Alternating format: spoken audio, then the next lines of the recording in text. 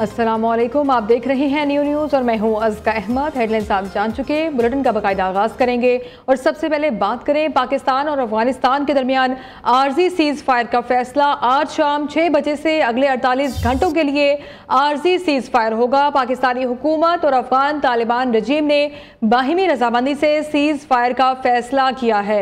अहम खबर आपको दे रहे हैं, पाकिस्तान और अफगानिस्तान के दरमियान आर्जी सीज़ फायर का फैसला किया गया है। मजीद क्या तफसीलात हैं, अपने नुमाइंदे ज़िशान सैयद से जान लेते हैं। ज़िशान, बताइएगा इस सीज़ फायर की क्या डेडलाइन मुकर्रर की गई है? जी अज़का, ये पाकिस्तान और अफगानिस्तान की जो बॉर्डर कशीदगी थी, तकरीबन 5 दिन बाद आखिरकार आर्जी तौर पे दोनों ममालिक की बाहमी रजामंदी के साथ सीज़ फायर का फैसला किया गया। तालिबान हुकूमत की जानिब से तकरीबन 5वें मरतबा पाकिस्तान से सीज़ फायर की दरख्वास्त की गई थी और आज पाकिस्तान भी बाहमी रजामंदी के साथ उन्होंने अफगान तालिबान की दरख्वास्त मान ली और 48 घंटों आज शाम 6 बजे से 2 दिन तक 48 घंटों तक ये आर्जी तौर पर ये सीज़ फायर का फैसला किया गया। और वजारत खारजा पाकिस्तान के मुताबिक इन दो दिनों में 48 घंटों में दोनों ममालिक के जो वफूद होंगे वो तामीराती बातचीत के जरिए इस पेचीदा मसले का हल जो है वो निकालेंगे और मुस्बत हल तलाश करेंगे, मुखलिसाना कोशिश करेंगे कि क्या करना है। चूंकि पाकिस्तान का अफगानिस्तान से बारहा ये मुतालबा है कि अफगानिस्तान अपनी सरजमीन को पाकिस्तान के खिलाफ इस्तेमाल ना होने दे। जो फितनल हिंदुस्तान है या BLA के टेररिस्ट दहशतगर्द है और पाकिस्तान में दहशतगर्दाना कार्रवाइयाँ करते हैं, पाकिस्तान में सिविलियन और फोर्सेस के ऊपर हमले करते हैं, वो मोस्टली अफगानिस्तान से कंट्रोल होता है और पाकिस्तान ने बारहा ये मामला उठाया है। तो अब इस मामले पर ये दोनों हुकूमतें पहुंचने की कोशिश करेंगी कि इस मसले का हल क्या है, कैसे इस मसले को हल किया जा सकता है। तो इसीलिए दो दिनों के जो 48 घंटों का ये आर्जी तौर पर सीज़ फायर का फैसला किया गया। जी, सीज़ फायर का इसलिए फैसला किया गया है। ठीक है ज़िशान, बहुत शुक्रिया आपका आगाह करने के लिए। पाकिस्तान की सूबा कंदहार और काबुल में तालिबान के ठिकानों पर मखसूस फ़ज़ाई कार्रवाइयाँ। सिक्योरिटी ज़राए के मुताबिक पाक फ़ौज ने कंदहार में अफगान तालिबान के बटालियन हेडक्वार्टर नंबर 4, 8 बटालियन और बॉर्डर ब्रिगेड नंबर 5 को हदफ बनाया। ज़राए का कहना है अहदाफ शहरी आबादी से अलग थलग मकाम पर वाक़ थे और बरीक बहीनी से मुंतखब करके कामयाबी के साथ तबाह कर दिए गए। इन हमलों का मकसद इलाके में दहशतगर्दी की मनसूबाबंदी और नेटवर्क को ख़त्म करना था।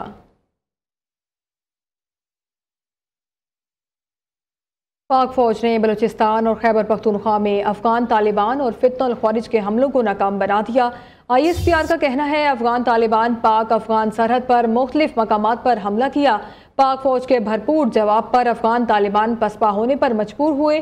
200 से ज़ायद अफगान तालिबान और खवारिज को जहन्नुम वासिल किया गया। मुतादिद पोस्टें और टैंक अमले तबाह कर दिए गए। अफगान तालिबान और फितनल ख्वारिज के दहशतगर्दों ने पाक अफगान दोस्ती गेट को अपनी तरफ से उड़ा दिया। गेट को तबाह करना साबित करता है अफगान तालिबान तिजारत और मकामी आमदोरफ्त के हामी नहीं है। पाक अफगान दोस्ती गेट को तबाह करने का झूठा प्रोपोगेंडा बेनिकाब। सिक्योरिटी ज़राए के मुताबिक अफगान तालिबान ने गेट को तबाह करके इल्ज़ाम पाकिस्तान पर लगा दिया। वीडियो सबूत में देखा जा सकता है पाक अफगान दोस्ती गेट पाकिस्तान की जानिब मुकम्मल तौर पर ठीक हालत में मौजूद है। अफगान तालिबान शदीद झड़पों में 100 से ज़ायद कारिंदों की हलाकत पर हवास बाख्ता हो चुके हैं। तालिबान झूठे सोशल मीडिया प्रोपोगेंडे के जरिए अपनी शिकस्त और नुकसान को छुपाने की कोशिश कर रहे हैं। अफगान तालिबान का ये प्रोपोगेंडा उसी तरीके पर चल रहा है जिस पर भारतीय मीडिया भी काम कर रहा है, ताकि हकाइक को मस्क किया जा सके और अपनी नाकामियों को छुपाया जा सके। सियासी मंजरनामे से खबर यह है, सदर आसिफ अली जरदारी से फील्ड मार्शल सैयद आसिम मुनीर की मुलाकात। मुल्क की सलामती सूरत हाल पर तफसीली ब्रीफिंग थी। अफगान तालिबान के इश्तियाल अंगेज इक़दाम के बाद सूरत हाल और पाक फ़ौज की मौसर और बर वक्त कार्रवाई से भी आगाह किया। सदर आसिफ अली जरदारी ने पाक अफवाज की पेशवराना सलाहियत, जुर्रत और हमा वक्त तैयारी पर मुकम्मल एतमाद का इजहार किया। कहा वतन अजीज़ के दिफा और सलामती के लिए पाक फ़ौज की खिदमात काबिल तहसीन है। पाकिस्तान अपनी खुद मुख्तारी और इलाकाई सालमियत के तहफ़्फ़ुज़ पर किसी किस्म का समझौता नहीं करेगा।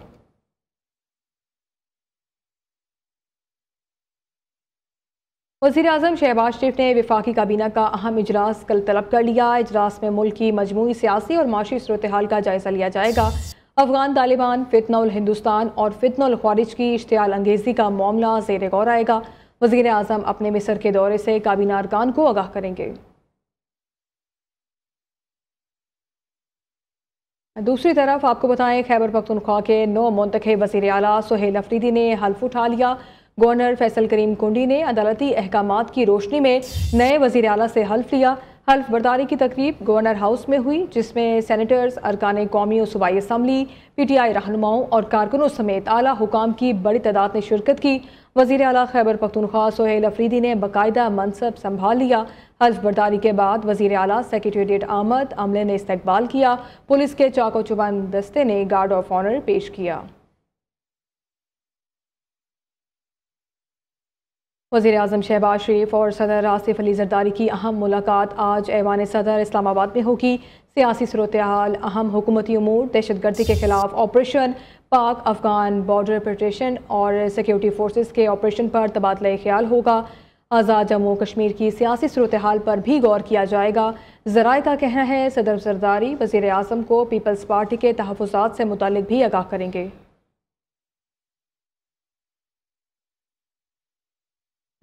वज़ीर आला पंजाब मरियम नवाज शरीफ की ज़ेर सदारत होने वाले आला सतह इजलास में सियालकोट में नई इंडस्ट्रियल स्टेट के क़याम की असूली मंजूरी दे दी गई। सियालकोट एयरपोर्ट के करीब 400 एकड़ रुपये पर यह स्टेट कायम की जाएगी। तफसीलात वकास कौरी की रिपोर्ट में।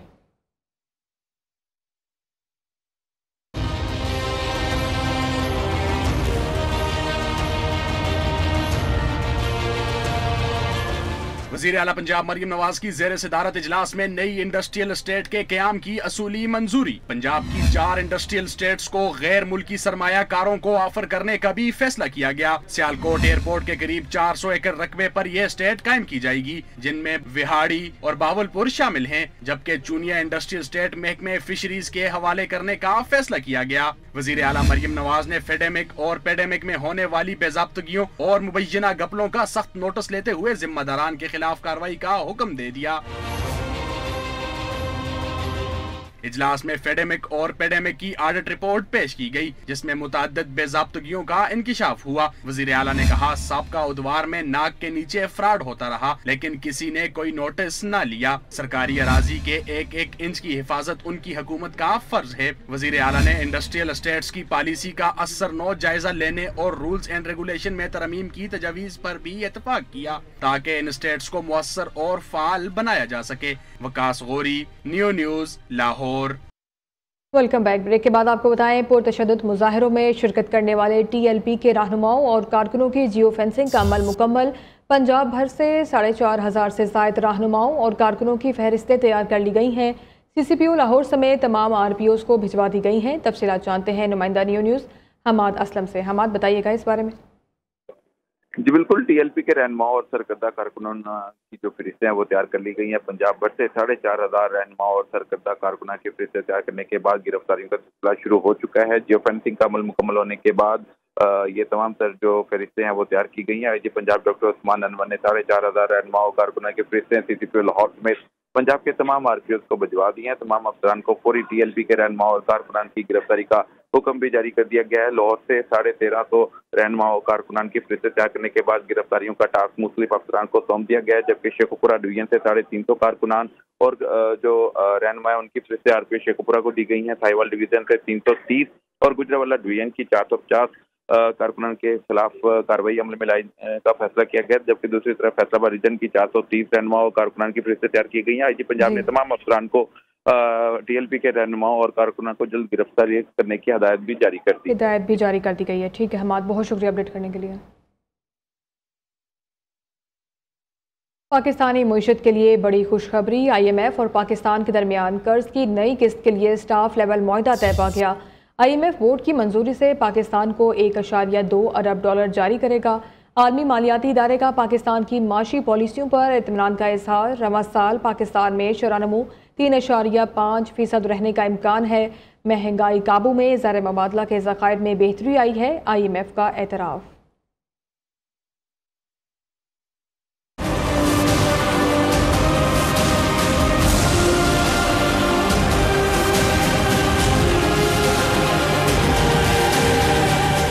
माशी मैदान से अच्छी खबर आ गई। IMF पाकिस्तान को मजीद 1 अरब 20 करोड़ डॉलर कर्ज देगा। स्टाफ लेवल माहिदा तय पा गया। नई किस्त का इजरा IMF बोर्ड मंजूरी के बाद होगा। 1 अरब डॉलर तीसरी किस्त की मद में दिए जाएंगे, जबकि 20 करोड़ डॉलर RSF प्रोग्राम के तहत मिलेंगे। तीसरी किस्त जारी होने से पाकिस्तान को मजमूई तौर पर 3.3 अरब डॉलर मिल जाएंगे।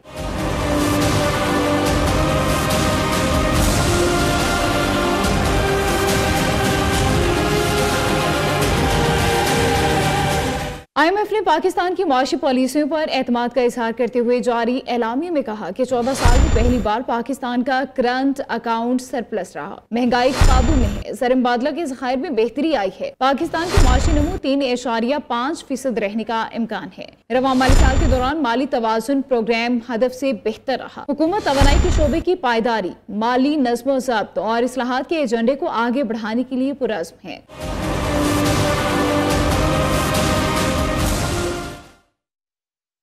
सरबराह यूनाइटेड बिजनेस ग्रुप और रहनुमा FPCCI SM तनवीर का कहना है हुकूमत FPCCI के डिस्ट्रिक्ट इकॉनमी के मंसूबे पर अमल करे। डिस्ट्रिक्ट इकॉनमी का मंसूबा जामे माशी फ्रेमवर्क है। मुल्की मईशत नए सूबे बनाने से फाल होगी। इख्तियारात की मरकजियत मईशत के लिए जहर कातिल है। FPCCI ने डिस्ट्रिक्ट इकॉनमी का मंसूबा दिया है। माशी फैसले मकामी क़यादतों को करने दें। 200 अरब डॉलर की एक्सपोर्ट नए सूबों के क़याम से मुमकिन है। ज़िलाई मईशत मजबूत किए बगैर तरक्की मुमकिन नहीं। इस्लामाबाद बैठ कर मुल्की मईशत नहीं चलाई जा सकती। इख्तियारात की मरकजियत मईशत को बांझ कर चुकी है। माशी नमू के इम्कानात मादूम पड़ गए हैं। मरकज़ और ज़िलाई मईशतों का खला बढ़ गया है। एलन मस्क 500 अरब डॉलर का मालिक है। पाकिस्तान की GDP 411 अरब डॉलर है। पाकिस्तान की GDP एलन मस्क की दौलत से कम है। इसका सबब इख्तियारात की मरकजियत है। डिस्ट्रिक्ट इकॉनमी का मंसूबा गेम चेंजर है। ये मकामी मईशतों की बहाली का मंसूबा है। तो खबर यह है chairman export processing zone authority AD Khawaja ओहदे से मुस्ताफ़ी। इस्तीफ़ा सेक्रेटेरिएट एस्टैब्लिशमेंट को भिजवा दिया गया है। AD ख्वाजा सिर्फ 4 माह चेयरमैन के ओहदे पर फाइज रहे। मज़ीद जानते हैं अपने नुमाइंदे काशिफ मुनीर से। काशिफ, अपडेट कीजिएगा।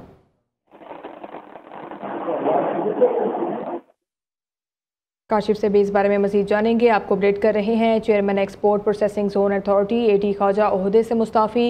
इस्तीफ़ा सेक्रेटरी एस्टैब्लिशमेंट को भिजवा दिया गया है। AD ख्वाजा सिर्फ 4 माह चेयरमैन के ओहदे पर फाइज रहे। मज़ीद जानते हैं काशिफ से। काशिफ, बताइएगा।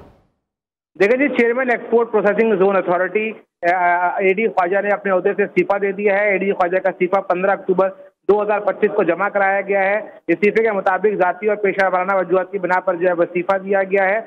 AD ख्वाजा जो है वो उसका कहना है इस्तीफा जो है सेक्रेटरी एस्टैब्लिशमेंट डिवीजन और वजारत सनअत पैदावार को भिजवा दिया गया है। चेयरमैन EPZ के इस्तीफे की कॉपी वज़ीर आज़म ऑफिस और वफाकी वज़ीर सनअत को भी भिजवा दिया गया है। ठीक है काशिफ, बहुत शुक्रिया आपका। कज़ास्फी स्टेडियम में खेले गए पहले टेस्ट में पाकिस्तान ने जनूबी अफ्रीका को 93 रन से शिकस्त देकर 2 मैचों की सीरीज़ में 1-0 की बढ़तरी हासिल कर ली। जनूबी अफ्रीका की टीम ने 277 रन्स के हदफ के ताकुब में दूसरी इनिंग्स 183 रन्स बनाकर आउट हो गई। नोमान अली और शहीन शाह अफरीदी ने 4-4 विकेटें अपने नाम की, जबकि साजिद खान ने 2 विकेटें हासिल की। मैच में 10 विकेटें लेने पर नोमान अली को player of the match award दिया गया। आगाह करेंगे आपको नौशहरा में थाना निज़ामपुर की हदूद में पोलियो ड्यूटी पर तैनात कांस्टेबल फायरिंग से शहीद। नमाज जनाजा अदा कर दी गई। पुलिस के मुताबिक कांस्टेबल काही के इलाके में ड्यूटी पर मामूर था। हमले के बाद पुलिस की भारी नफरी मौके पर पहुंच गई। शहीद एहलकार की मैयत को अस्पताल मुंतकिल कर दिया गया है। इस न्यूज़ बुलेटिन से अभी तक के लिए इतना ही। आप देखते रहिए न्यू न्यूज़।